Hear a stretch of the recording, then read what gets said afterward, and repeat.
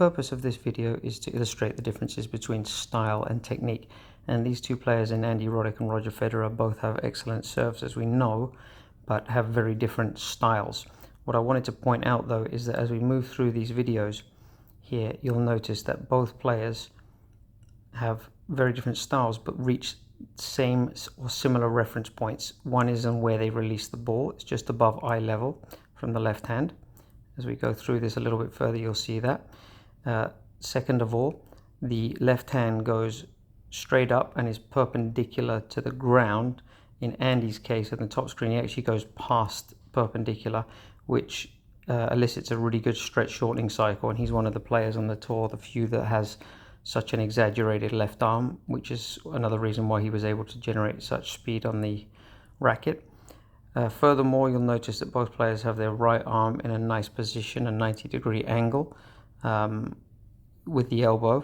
And I will try to illustrate this here with just a little bit here. That angle there is the one I'm referring to. So we have both reached that same position there. Furthermore, they have both have a good knee bend, and the front hip is pushing forward into the court as they go up.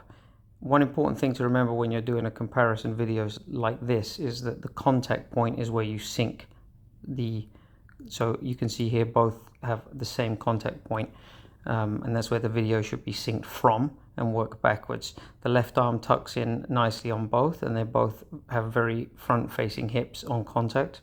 As we go through there, you'll see a nice internal and external rotation of the racket head, and this is really important to allow the shoulder to move in the correct plane that it would like to, and it's important for injury prevention. I know Federer's video here, the resolution isn't great, apologies for that, but very, very good internal and external rotation, giving great pronation on the racket. And then as we continue forwards, we'll see slight difference in style here. It was that Andy would often bring his left arm all the way through and back like this, acting as a counterbalance. Roger kept his tucked in more and also didn't land as far in the court as many people would expect.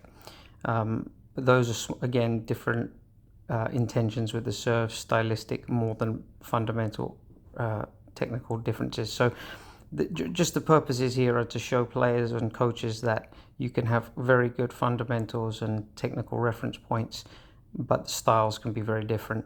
And the style is not something you would like to change unless it's creating weaknesses or links in the technical aspects of the swing.